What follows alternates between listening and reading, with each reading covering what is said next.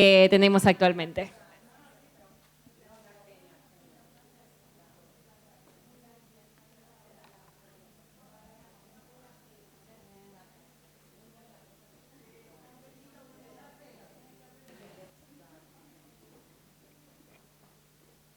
Bueno, ¿qué tal? Buen día, ¿cómo están?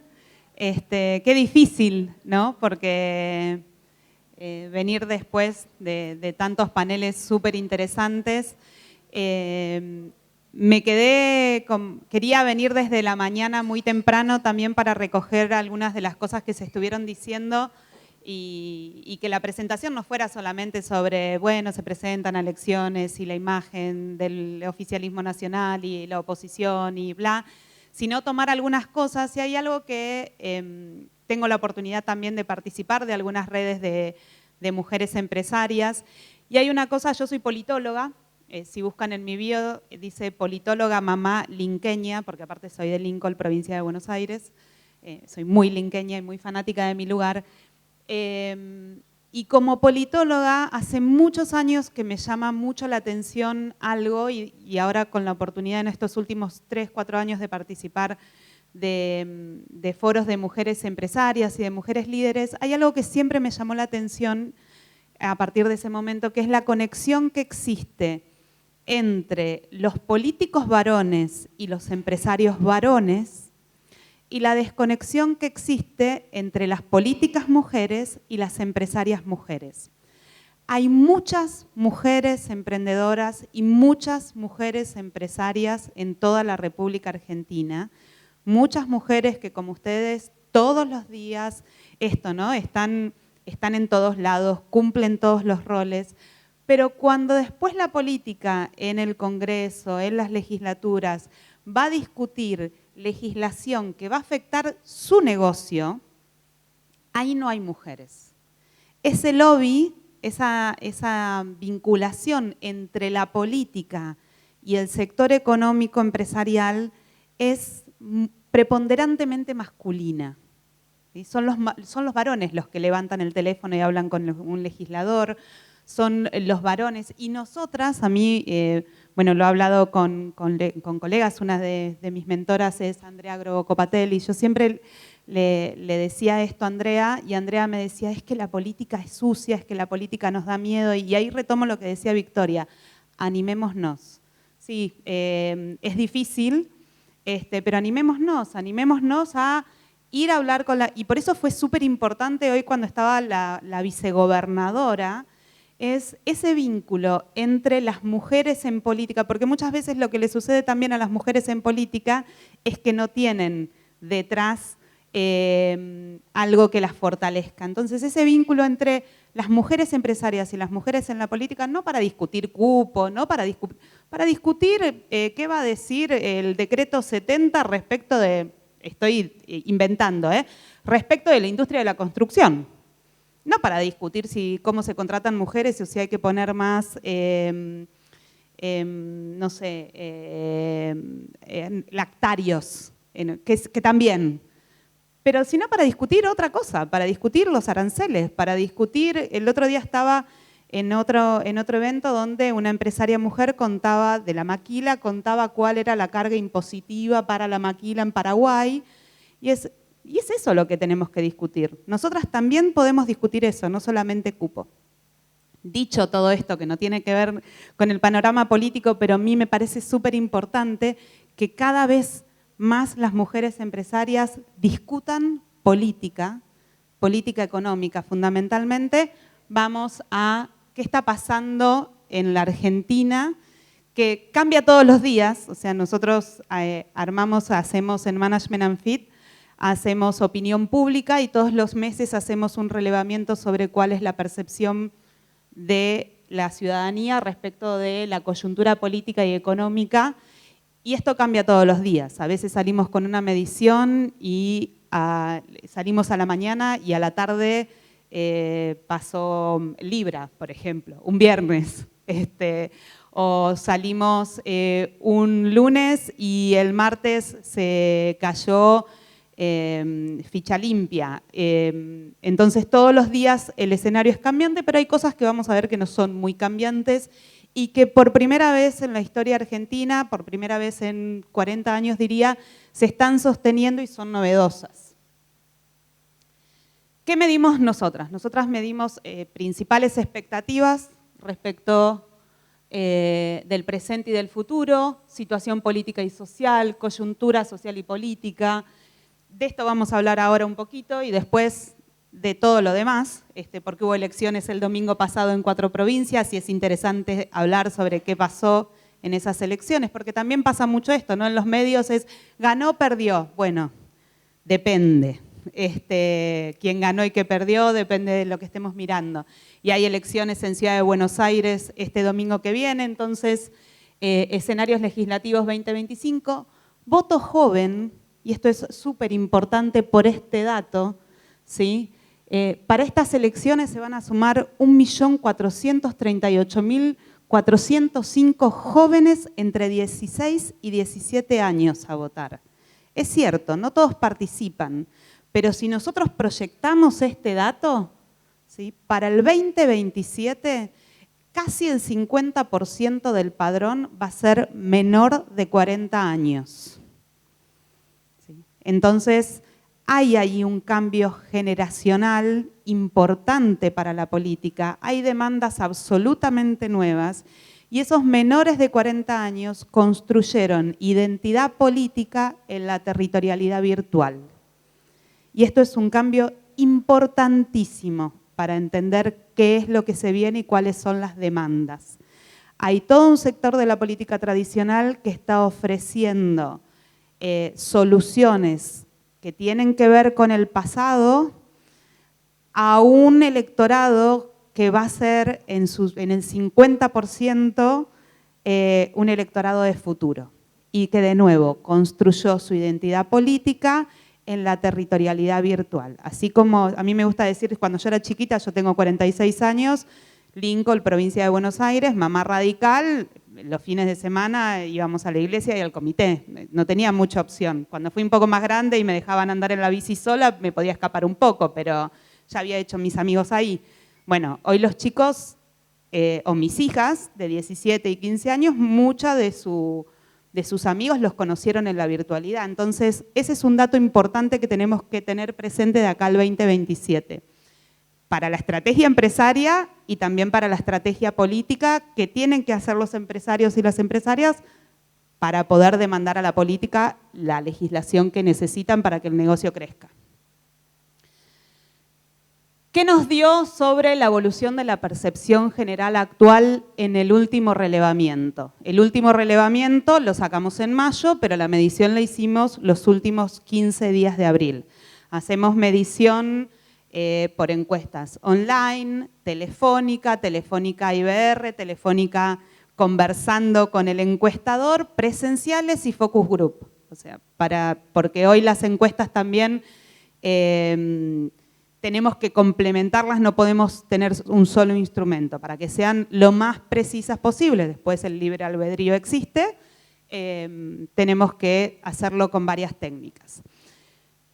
Lo que nos viene dando es que la percepción de la situación general actual había bajado bastante, ¿sí?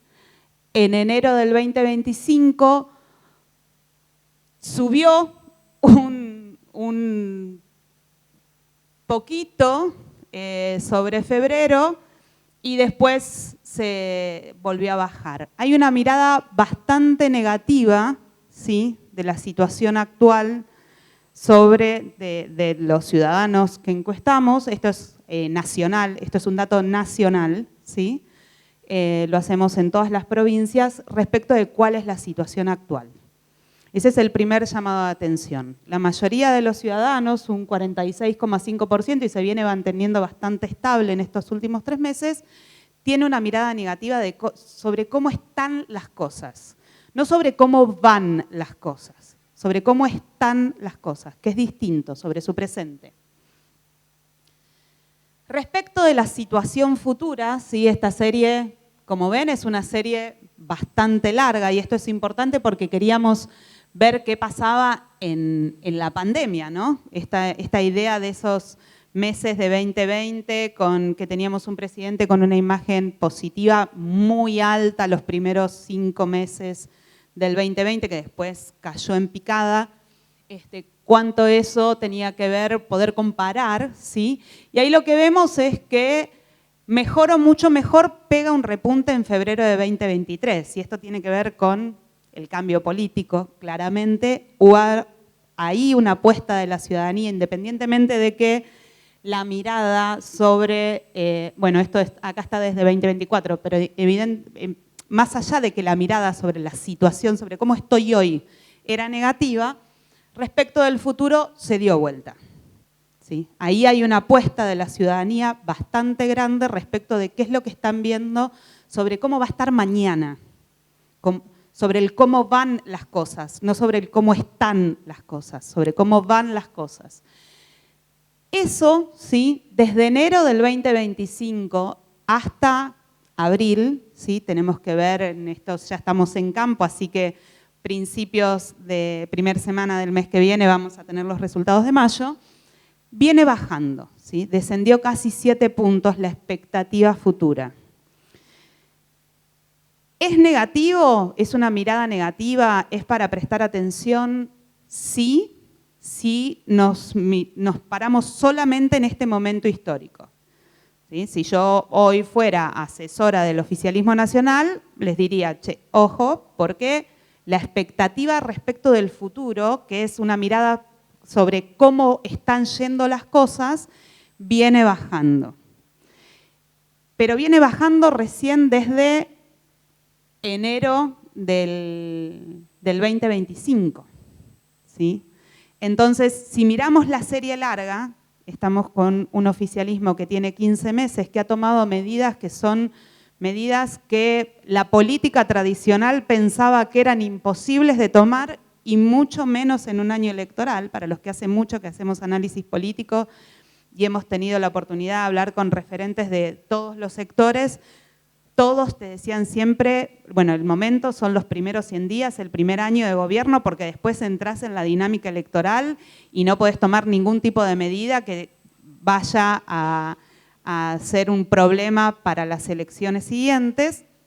Bueno, acá, en ese escenario donde el oficialismo nacional sigue tomando medidas que la política tradicional y los consultores de la política tradicional le dirían no, este año no, la siguen tomando, entonces en ese sentido que haya bajado es esperable, pero la baja no sería tan pronunciada. Por eso siempre digo que hay que matizar las lecturas, ¿sí? Esto de quién gana o quién pierde, bueno, depende.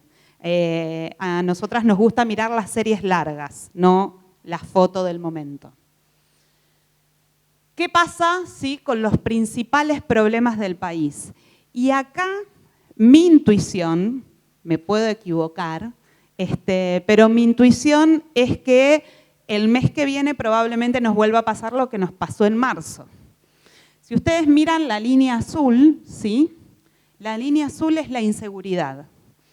Y la línea más clarita es la inflación. Esta también es la serie larga desde julio del 2020 y como ven, ¿sí? La inflación antes estaba junto con la desocupación, la pobreza, la inseguridad. Cuando uno vamos sin menú y le preguntamos a las personas, bueno, ¿cuál crees? Mencioname cuál crees los que son en orden los 5 problemas más importantes de la Argentina. Bueno, antes estaban todos ahí abajo y era la corrupción el problema que te mencionaban siempre.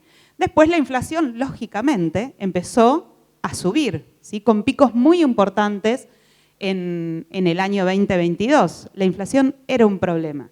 El otro día un periodista me preguntaba sobre inflación y pobreza, ¿no? Y yo le decía, bueno, mira, tener 100 pesos el primero del mes, o 1.000 pesos, o 10.000 pesos, digo, pongamos 100 pesos como una suma de ejemplo. Tener 100 pesos el primero de mes, pero saber que esos 100 pesos van a valer más o menos lo mismo el 31, es poco, pero te da alguna previsibilidad. Tener 100 pesos el primero del mes y no saber cuánto o qué, o si va a valer algo el 31 del mes es poco y aparte es un problema. Bueno, eso, ¿sí? En marzo del 2025, marzo ahora, hace pocas semanas, 2 meses, pegó la vuelta y pasó a ser el primer problema mencionado por la mayoría de las personas, la inseguridad y la inflación por primera vez en una serie larguísima de años, ¿sí? Por primera vez pasó a ser el segundo problema. ¿Qué pasó en abril? ¿Sí? En abril tuvimos el dato de una suba de la inflación. Ese 3,7, ¿sí?, que tuvimos en abril fue como el cuco seguía en la sala. Habíamos pensado que no, pero el cuco seguía en la sala. Entonces, lo que se había dado en marzo volvió a repuntar. La inflación volvió a ser el principal problema que mencionan los argentinos y las argentinas cuando les preguntamos sobre cuáles creen que son los principales problemas del país. ¿Qué indica eso? Indica que la política económica hoy sigue siendo la principal demanda de la ciudadanía. La ciudadanía en la Argentina no le quita el ojo a qué es lo que se está haciendo respecto de los ingresos y respecto de la política económica. Sigue siendo un problema.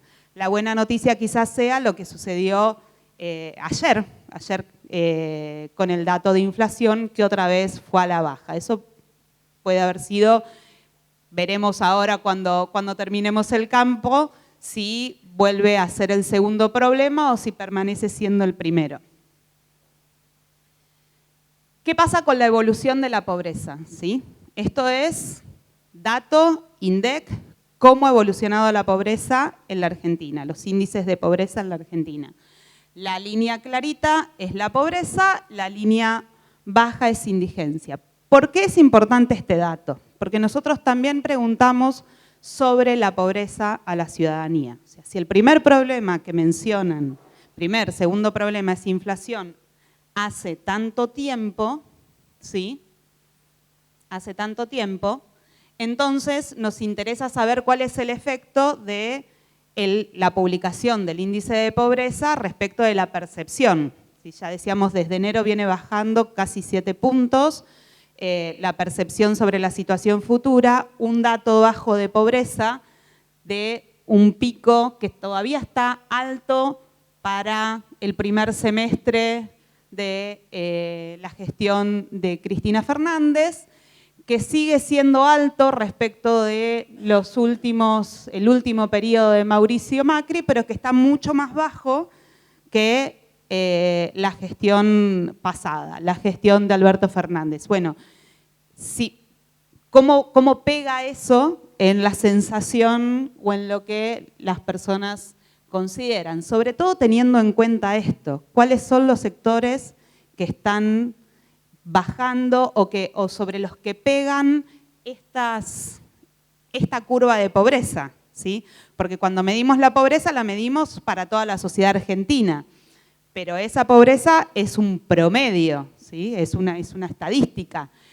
Cuando lo separamos por sectores vemos que hay un sector que esta ida y vuelta de la pobreza, que son los sectores ABC1, los más ricos, ¿sí?, no han visto una disminución en sus ingresos.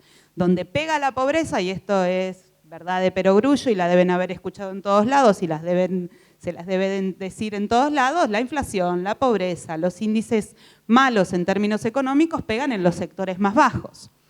¿Sí? Esto es, bueno, el índice de confianza del gobierno. ¿Sí? Cómo pega la idea o el número de pobreza en el índice de confianza del gobierno. Desde el inicio, esto lo mide la Universidad de Itela, ¿sí? Desde el inicio no lo medimos nosotras, desde el inicio de este año también, ¿sí? Empezó a bajar el índice de confianza. El índice de confianza va de 1 a 5. ¿Es malo? Sí. Está en la mitad, está en el promedio. ¿Por qué hacíamos esto? Y ahí me faltó ese slide, pero les cuento. Porque cuando les preguntamos a las personas si creen que disminuyó la pobreza o no, ¿sí? Y este dato es importante para leerlo con el dato de inflación y para leerlo con el dato de situación futura, cómo crees que vas a estar vos en el futuro, el 66% de las personas dicen que no vieron en su entorno esa disminución de la pobreza. Entonces, hay una percepción que todavía es alta respecto de cuál va a ser la situación futura, que viene bajando, y hay un dato de pobreza que es positivo, pero no es percibido todavía por la ciudadanía. Casi 7 de cada 10 te dicen que no ven el reflejo de esa baja tan importante de la inflación.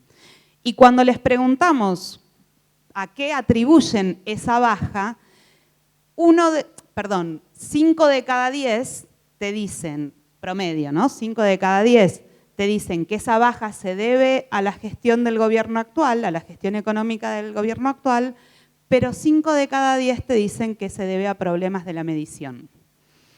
Entonces, esos números son indicadores de que hoy la ciudadanía tiene el ojo muy puesto en cómo va a ser la gestión económica. ¿Y por qué es importante también eso? ¿Sí? Por esto. La aprobación, esto es la aprobación no del presidente de la Nación, sino de la gestión. ¿Sí? La aprobación de la gestión hoy es más baja que la desaprobación. Sí, es cierto. Y entre cuando hacemos el problema según aprobación, aquellos que consideran que la inflación es el primer problema, en su mayoría desaprueban la gestión actual. La promesa de campaña fue: vamos a bajar la inflación. Recuerden, esto es percepción de marzo, cuando volvió a subir el número de inflación. Entonces, de nuevo, está puesto el ojo ahí. Esa fue la promesa de campaña y esa puede haber sido, ¿sí?, la causa de esta baja de la gestión, de la aprobación de la gestión. Pero si nosotros miramos, no traje la serie histórica porque si no se iba a ser muy largo y lo que quiero es poder conversar, si nosotros miramos la aprobación a 15 meses del gobierno, en un casi 5 de cada 10 aprueban la gestión, ¿sí? Y hay uno de esos 10 que no sabe, que no podría definirse. En términos comparados con otras gestiones a 15 meses de gobierno, con una gestión que ha tomado medidas bastante revolucionarias en política económica, es un dato positivo. ¿Sí? Entonces, cuando prendemos la tele y vemos que la gestión del gobierno actual viene disminuyendo, sí es cierto, en términos coyunturales, en términos comparados, todavía, y en año electoral, todavía ahí hay una confianza que está puesta en la gestión actual. Estos son, acá sí, es la imagen de los líderes políticos. El otro día también me preguntaban si el presidente de la Nación tuvo una baja en su imagen entre marzo y abril de 3 puntos. La imagen positiva del presidente de la Nación venía bajando también desde diciembre del año pasado entre un 1 y un 1,5% sistemáticamente, ¿sí? Pero otra vez, 40% de imagen positiva a 15 meses del gobierno es un dato que no es negativo. Hay que prestar atención, debería prestar atención a la baja, sí, por supuesto, pero si lo comparamos con otros líderes, vamos a ver que hoy el presidente de la Nación sigue siendo el político que tiene menor diferencial entre imagen positiva y negativa, ¿sí?, y el político que tiene la imagen positiva más alta de todo el menú de líderes actuales. ¿Sí? Cuando a mí me preguntan si es una fortaleza del presidente o si es una debilidad de la oposición, yo siempre digo lo mismo. Que la gente te quiera es una fortaleza propia. O sea, en términos individuales y en términos colectivos. Es una fortaleza propia. Pero también es cierto que ahí hay una vacancia importante de opciones alternativas. Entonces, en términos estratégicos, si hay un descontento que va creciendo de a poquito, si la gente no percibe una mejora en su vida individual, aun cuando casi la mitad crea que la baja de la pobreza es mérito del gobierno nacional, si la situación futura, cada vez más personas, poquitas, pero sostenidamente, están viendo que no va a mejorar, creen que no va a mejorar, hay un 60% de vacancia para la aparición de una opción alternativa. ¿Por qué digo alternativa? Porque entre los peores posicionados en imagen está la política tradicional. Entre las opciones alternativas, fíjense que entre los mejores posicionados, lo que sería el oficialismo anterior, tiene solo un representante. Esto es una medición a nivel nacional, ¿sí? No de la ciudad, a nivel nacional. Pero cuando nosotros vamos a ver qué ofrece la política tradicional, bueno, ahí no hay oferta. Todos ellos que representan la política tradicional están en el podio de imagen negativa más alta.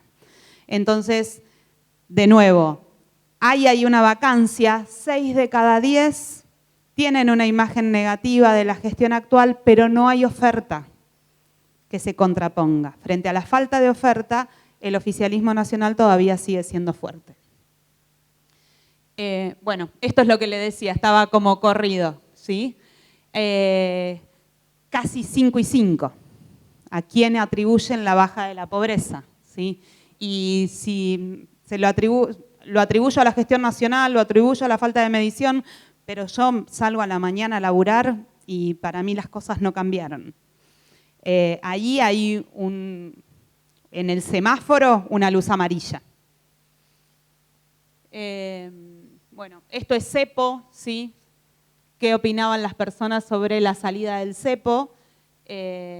Con todas las vicisitudes técnicas que ustedes, si hay economistas acá, me van a decir, bueno, sí se salió, pero no se salió, pero todavía las empresas, pero los Bopreal y bla, es cierto, pero el ciudadano común entendió esa medida como una salida del cepo. Bueno, 5 de cada 10 creen que es positiva para el país, para la economía del país, esa salida del cepo. Y acá está la suspicacia de la ciudadanía respecto de la política, ¿no? Sigue estando presente esa suspicacia. 4 consideran que es una medida electoralista. 4 de cada 10 te dicen, esto no es política económica, es una medida electoralista. Si lo es o no lo es, no es lo que está en discusión, es la percepción de las personas, la percepción de la ciudadanía.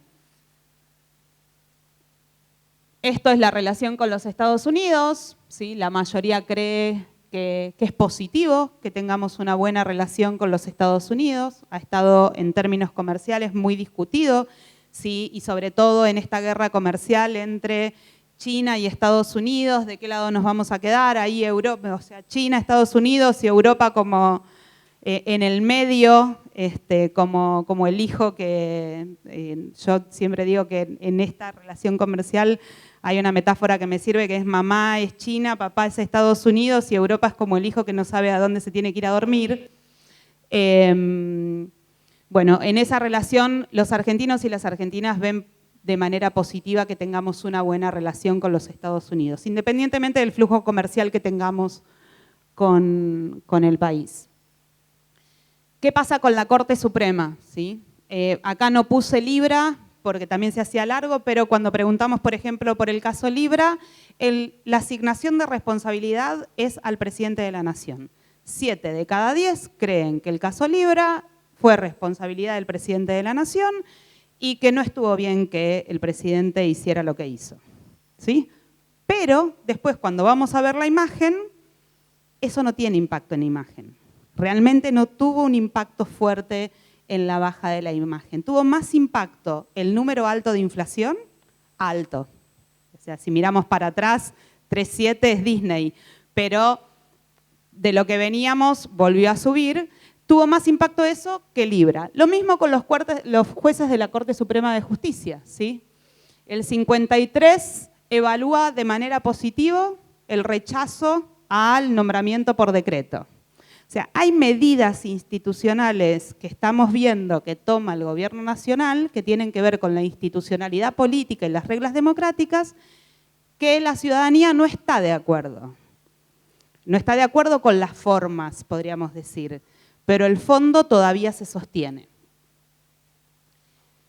Sobre la famosa interna en provincia, a ustedes no les va a interesar, pero es lo próximo que se nos va a dar. Después de este domingo va a venir la pelea en provincia de Buenos Aires y si van a poner un noticiero nacional, que yo que vengo del interior siempre digo, no miren noticieros nacionales, porque ¿qué les importa si está cortada la 9 de julio?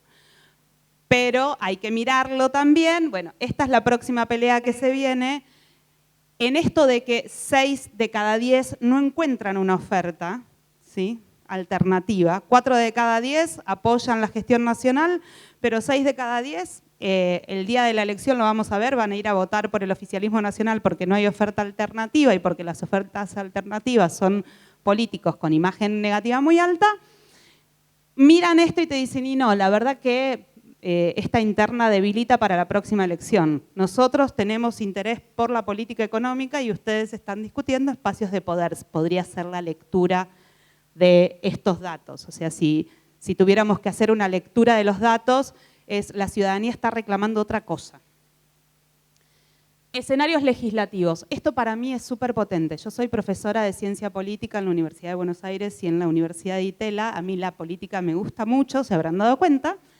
Y para mí es súper importante que 9 de cada 10 tengan conocimiento que hay elecciones en octubre y que casi 8, ¿sí?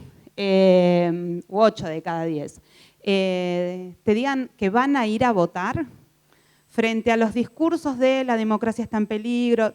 Pasan muchas cosas, pero la Argentina, a diferencia de otros países del mundo, y yo se lo digo siempre a mis alumnos, en la Argentina ir a votar el domingo de elecciones sigue siendo una fiesta.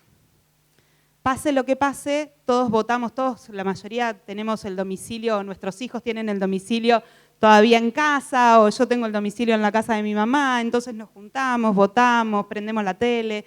Sigue siendo una fiesta y eso es un gran valor que tiene la Argentina respecto de otros países. Estos datos lo corroboran. Fíjense, todo lo que estuvimos diciendo. Baja la imagen del presidente en 3 puntos de un mes a otro.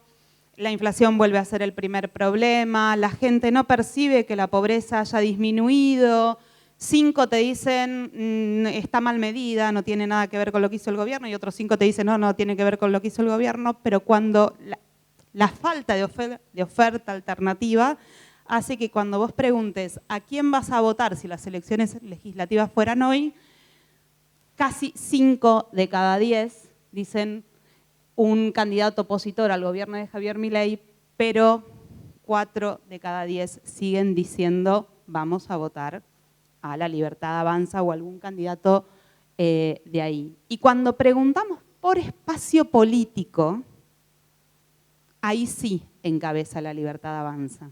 Si hay algo novedoso y que tiene, en septiembre de este año el Congreso Nacional de Ciencia Política se va a hacer acá en Rosario, en la Siberia, van a ver que va a haber millones de mesas discutiendo de politólogos y politólogas sobre cómo La Libertad Avanza logró convertirse en un sello partidario y el resto de los sellos partidarios prácticamente han desaparecido. ¿Sí? Acá hay un fortalecimiento del sello como sello, como identidad política, ¿sí? Y retomo con esto que les decía antes, donde el electorado está construyendo sus identidades políticas, ¿sí? Que es en la territorialidad virtual, que la habitan fundamentalmente jóvenes, que van a ser el 50% del padrón en 2027.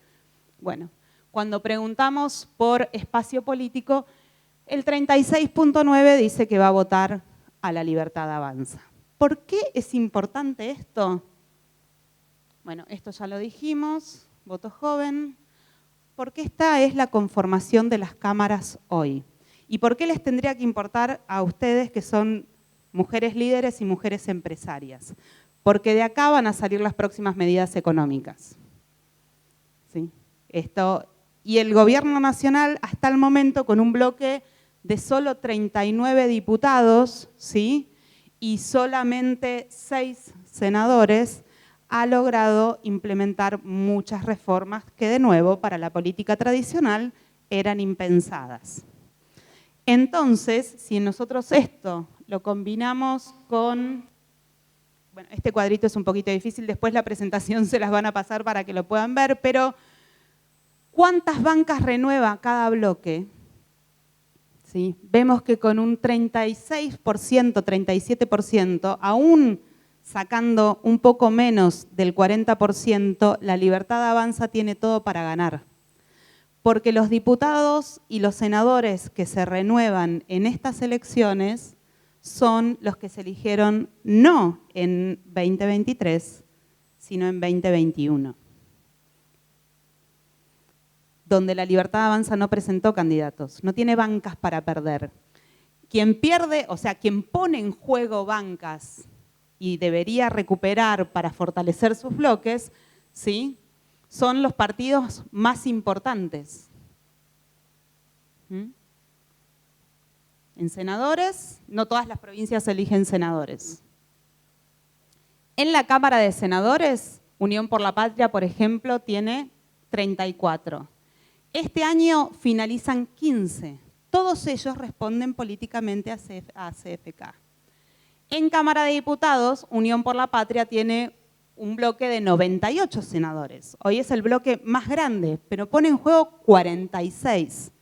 De esos 46, 27 responden a Cristina Fernández, 15 son dialoguistas y solo 4 responden al gobernador de la provincia de Buenos Aires. Pero si bajamos, ¿sí?, la Libertad Avanza tiene 6 que le son propios, ¿sí? O sea, no finaliza ninguno, con lo cual es todo ganancia. 1 más es ganancia, 2 más es ganancia, 3 más es ganancia, todo ganancia. En el Senado, ¿sí?, finalizan solo 8. 1 más es ganancia, 2 más es ganancia, 3 más es ganancia. Yo les decía, la semana esta, bueno, acá tenemos cómo quedaría, ¿sí? Si el oficialismo, ¿sí?, la Libertad Avanza, saca menos del 40% en las elecciones legislativas, va a quedar una conformación bastante más importante, ¿sí?, para la Libertad Avanza. Fíjense cómo cambia esta figura, ¿sí?, de esta, que es casi un escenario de paridad de fuerzas. Los violetas no se ve mucho, pero fíjense cómo en todos los escenarios, el violeta crece muchísimo. Entonces, cuando desde la economía nos preguntan, ¿es posible que el gobierno nacional pueda seguir implementando? Ahí voy a dar una respuesta que es políticamente incorrecta y analíticamente incorrecta, pero es más linkeña, si quieren, en todo caso, y es que si con 39 hizo lo que hizo, es muy probable que haya algún tipo de continuidad si le va incluso menos del 40%. Sí, es importante prestar atención a que hay un descontento que se está cocinando y ese descontento no termina de hervir, porque no hay opción alternativa y porque las opciones alternativas siguen siendo las mismas de siempre, que son las que mayor imagen negativa tienen. Esto es senadores. ¿Y qué puede pasar en 2025? Acá es también algo que vemos en todos los programas políticos, ¿no? El presidente tiene el 40% de... la gestión del presidente de la Nación tiene el 46% de aprobación y entonces eso se va a trasladar automáticamente al voto. No, eso no sucede, ¿sí? Fíjense cómo voto y aprobación no siempre fue correspondido. Sí, lo que podemos ver es que la aprobación de la gestión siempre fue, salvo en 2013, siempre fue para arriba, ¿sí? Pero 2013 debería ser un llamado de atención, no lo quise hacer más largo tampoco, pero es un llamado de atención de que aprobación de gestión y voto no es lo mismo. El votante argentino es muy estratégico,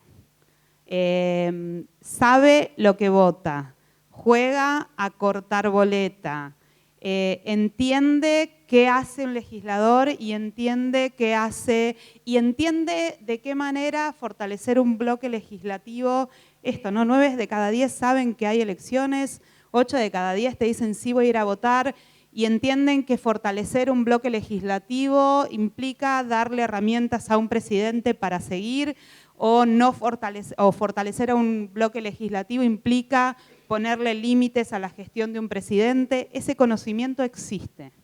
Yo soy muy orgullosa de nuestra ciudadanía política porque he tenido la oportunidad de viajar a otros países y la gente no tiene idea, acá sí saben. Si apoyo al presidente en las legislativas, le doy más herramientas, si no lo apoyo, le quito herramientas y lo limito. Ese conocimiento básico existe, así que hay que prestarle atención. Tiene el 46.3% de imagen positiva a la gestión, tenía el 42% Cristina en 2013, perdió 10 puntos en opción legislativa, hay que ver qué sucede en octubre de este año.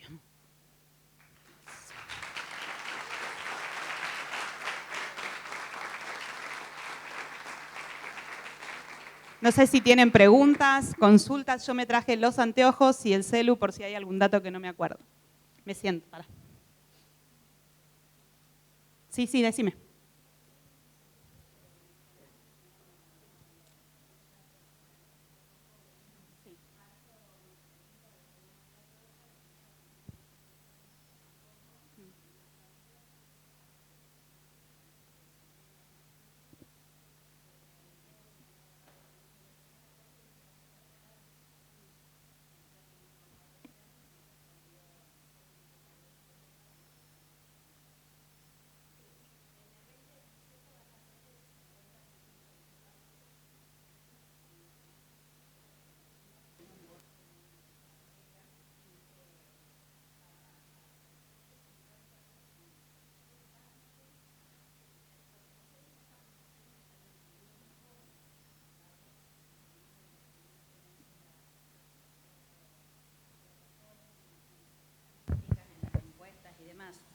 Y sí se está tomando en cuenta que ese 50% a la hora de la urna tiene el mismo valor, 50%. ¿Qué tan estratega o qué tanto conocimiento tienen estos jóvenes de todo lo que mencionaste hoy? Dos cosas. La primera, también, mi hija va a ser la primera vez que va a votar el domingo y hay algo que sucede culturalmente en familias como las nuestras, es que, o en familias de laburantes, digo yo, ¿no? Esas familias de laburantes hay una conciencia de que tenés que ir a votar, porque es tu futuro y te tenés que comprometer y entonces mi hija va a ir a votar y viene la abuela de Lincoln y van sus abuelos paternos, o sea, va a ser como una... Y creo que eso pasa en muchas familias.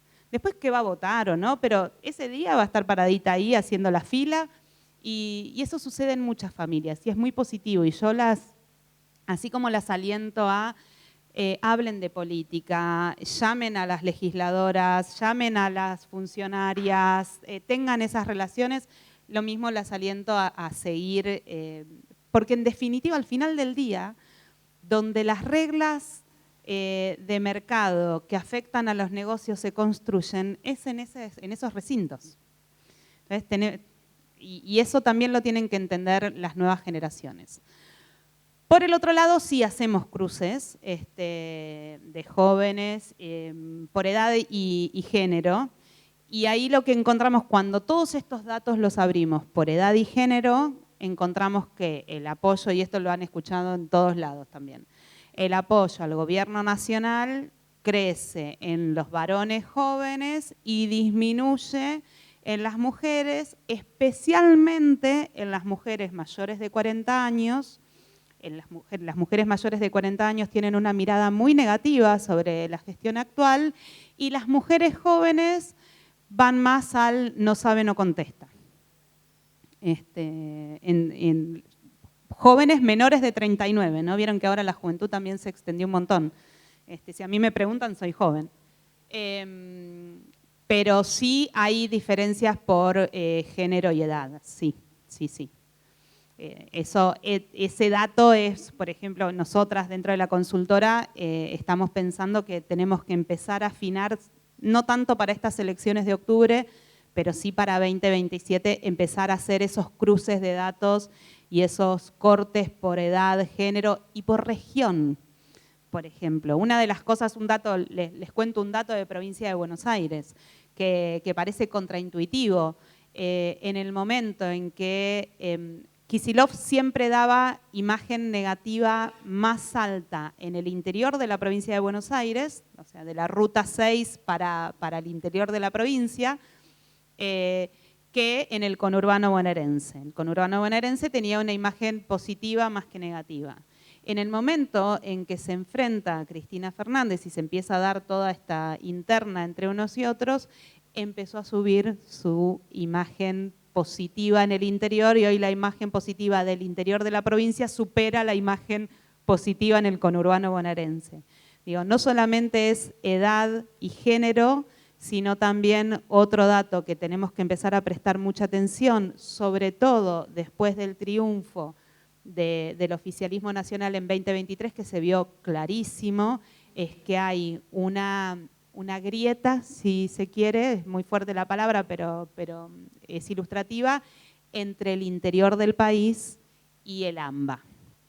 Y eso es por momentos, o sea, cuando preguntamos también sobre apoyo al presidente o sobre apoyo a la gestión o sobre imagen positiva o negativa de los líderes, se da vuelta. En el interior es una cosa y en el AMBA es otra cosa. En lo único que no se dio vuelta, que yo también me sorprendió, pedí el corte y dije, bueno, esto se va a repetir, género, edad y lugar de residencia. En el caso Libra, no, ahí en el caso Libra todos, fue como casi unánime, fue un moco. O sea, la verdad fue un error. Pero de nuevo, después no impactó, son como cosas que pasan y que a veces lo vemos mucho en la tapa de los diarios como esto es el acabose y para la ciudadanía está más paciente porque hay confianza y cuando hay confianza hay paciencia y también porque no hay oferta alternativa.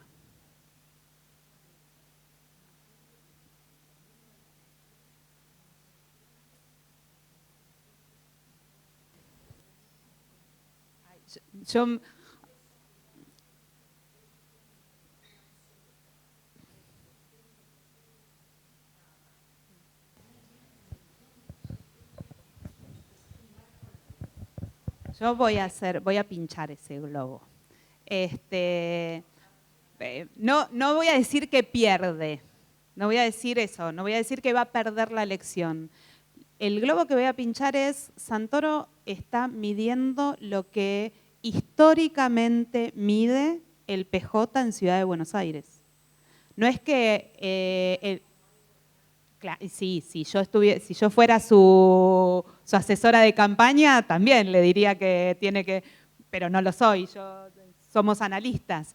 Como analista, el dato a mirar no es que creció el voto que opta por el PJ, filoperonismo en Ciudad de Buenos Aires. Eso no creció, es el piso histórico. Lo que ocurre es la fragmentación de la oposición a Santoro. Y al no haber paso, yo siempre hago el chiste de que en 2027 van a ir todos a pedir paso, que vuelvan las paso, por favor. Porque al no haber paso lo que se está jugando, o sea, lo que estamos viendo es una paso del espectro de centro-derecha en Ciudad de Buenos Aires y una paso que va a marcar, que va a ser el faro de cómo se van a construir las alianzas en el resto, sobre todo a nivel nacional. O sea, ¿quién se queda con el espacio que en su momento tuvo el radicalismo, que se lo comió el PRO y ahora pareciera que la Libertad Avanza está disputando ese mismo electorado.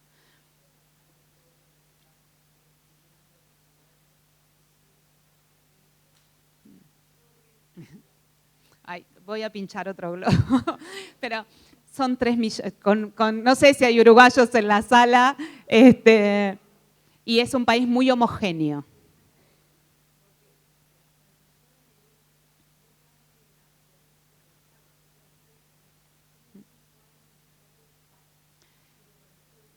Sí, pero no tiene tanto que ver con eso, que son poquitos y son homogéneos. No es lo mismo el PJ de Jujuy que el PJ de Tierra del Fuego que el PJ de Ciudad de Buenos Aires. Yo vengo, siempre digo lo mismo, mi mamá es radical a rajatabla, pobre, y ella sigue, el sello mide muy poquito a nivel nacional, ustedes lo vieron, y crecí sabiendo eso, que no era lo mismo la UCR de mi Lincoln natal, de cuando yo me fui a estudiar a Buenos Aires y me encontré con el partido y dije, esto es otra cosa. Somos un país muy, muy heterogéneo. Y una de las fortalezas de este oficialismo nacional, que es una de las debilidades de las otras construcciones nacionales, es que comprendió que cada territorio es un mundo. Y que no es lo mismo construir una alianza en provincia de Santa Fe, que en provincia de Buenos Aires, que en provincia de Tierra del Fuego, que a nivel local el liderazgo provincial es importante y hay que respetarlo y que hay que construir, bueno, esos datos de la política, yo suelo tener, de nuevo, a mí me gusta mucho lo que hago y suelo tener una mirada positiva sobre la política, creo que la política es una herramienta de construcción social y que homogeneiza, para mí es, y que nos da las reglas de juego básicas para que después podamos desarrollar los negocios. Siempre digo, hay un matrimonio... Es un matrimonio en crisis constante, la democracia y el capitalismo. Se llevan mal juntos, pero no pueden vivir separados. Y la democracia necesita del diálogo político y necesita, bueno, y necesita de comprender que cada territorio tiene sus propias reglas. Entonces, podemos tener una política nacional, general, aparte somos un país federal. Entonces, los uruguayos son un país unitario, lo que se decide en Montevideo va para todo el territorio, es un territorio mucho más chico, no tan complejo, inclusive en términos territoriales. A veces también el otro ejemplo es España. Bueno, España puede tener una logística, ustedes que se dedican a los negocios, una logística circular. No es lo mismo construir una red logística de comunicación y caminos en un país que es redondito que en un país como el nuestro. ¿Sí? Que es largo, es grande, que tenemos desiertos, que tenemos distintos climas, que tenemos distintas culturas. Creo que estos 40 años de democracia también nos están haciendo dar cuenta de que la Argentina no es el tango, Maradona, sino que es mucho más rica culturalmente, idiosincráticamente, y por lo tanto va a ser mucho más rica políticamente, y que no es lo mismo liderar Santa Fe que liderar Tucumán, que liderar Mendoza. Y que las necesidades del entramado productivo de cada provincia son diferentes. Entonces que hay que tener una mirada local sobre esas cosas.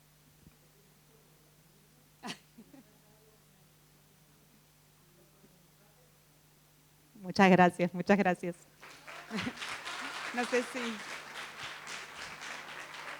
Había una pregunta más, no sé si estamos con tiempo. Una más. Sí, estaba de ella primero, pero podemos hablar ahora en el almuerzo.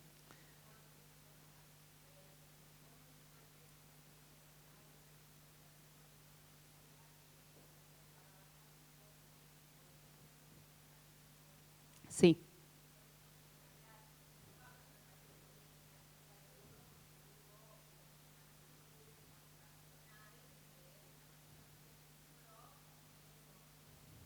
Sí.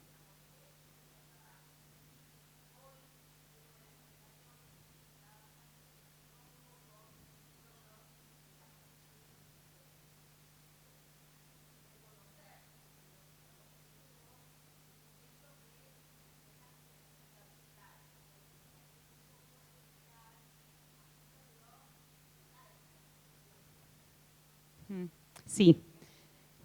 Coincido y por eso se están jugando tanto en Ciudad de Buenos Aires. Hoy Ciudad de Buenos Aires, independientemente de que la fuerza tradicional de la ciudad quiera convertirlo en lo que es una elección a legisladores locales, a concejales, ¿sí? No sé si hay algún porteño acá, se me va a enojar, pero mientras el PRO lo está llevando para ese lado, la Libertad Avanza tiene muy claro que lo que se está disputando es el liderazgo nacional del sector de centro-derecha, del sector de la ciudadanía de centro-derecha en la Argentina. Entonces, es cierto que toda la legislación que sacó en estos 15 meses el gobierno nacional tuvo un apoyo importantísimo del PRO e importantísimo de esos 15 que son de Unión por la Patria, pero son dialoguistas, porque entendieron que había también medidas que le convenían a los gobernadores del norte. Pero la Libertad Avanza es un partido político nuevo, pero no por eso inexperto políticamente, y entiende que tener un bloque propio para lo que se viene a futuro le es fundamental. Por eso esta elección de Ciudad de Buenos Aires, por mucho que nos cuesta a los que somos del interior decir otra vez tenemos que estar mirando a Buenos Aires, bueno, por lo que se está jugando en esta elección, y ya lo dicen abiertamente, no vengo a spoilear nada, lo dicen abiertamente, es quién va a liderar la centro-derecha en la Argentina en los próximos años.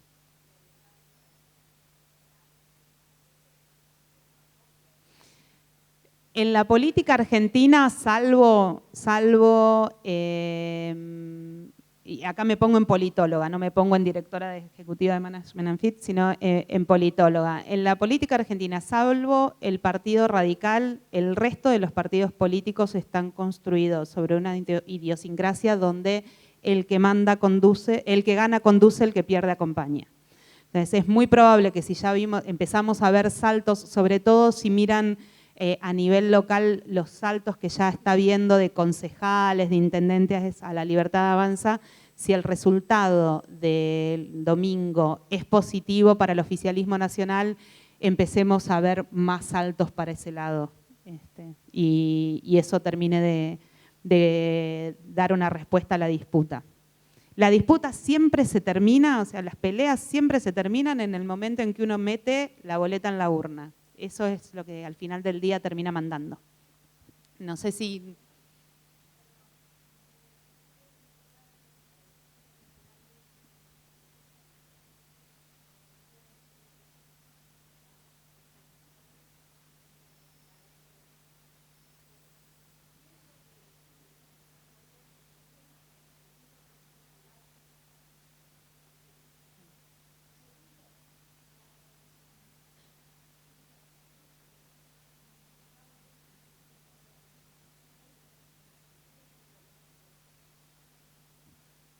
Probablemente yo creo que si me hago la lectura de los números y de la ciudadanía, de lo que la ciudadanía expresa, hay una preocupación muy importante, especialmente en la última década, por la estabilidad económica. Entonces, cuando la demanda por estabilidad económica es tan grande, a veces supera el efecto político que pueden tener medidas como ficha limpia, medidas como Libra, medidas como jueces de la Corte, todo eso que eran demandas de un país más estable económicamente, con una inestabilidad económica tan grande y con una percepción ciudadana de que la pobreza y la inflación siguen siendo lo más importante, queda relegado. Un puntero de cualquier barrio diría, lo primero que tengo que hacer es ponerle un plato de comida en la mesa a la familia y después otra cosa. Y creo que hoy la política argentina, la columna vertebral de la política argentina está pasando por ese lado, por familias muy preocupadas sobre la sostenibilidad económica y por un sector privado también muy preocupado por la sostenibilidad de los negocios, por el metro cuadrado, sí, probablemente. Muchísimas gracias por la escucha. Gracias, Lara. Muchísimas gracias a Lara, a la Fundación Libertad, por supuesto, por esta convocatoria y este encuentro maravilloso que hemos tenido, a todas las empresas que han apoyado este foro de mujeres líderes, a todas ustedes por su presencia, por acompañarlo y a las disertantes por compartir con nosotras su valiosa experiencia. Espero que todas se hayan llevado una experiencia enriquecedora y esperamos verlas también el próximo año. Las invitamos a continuar el diálogo en el lunch para que sigamos conociéndonos e intercambiando opiniones y experiencias de vida, así que les agradecemos profundamente su presencia y las invitamos a pasar al lunch. Muchas gracias.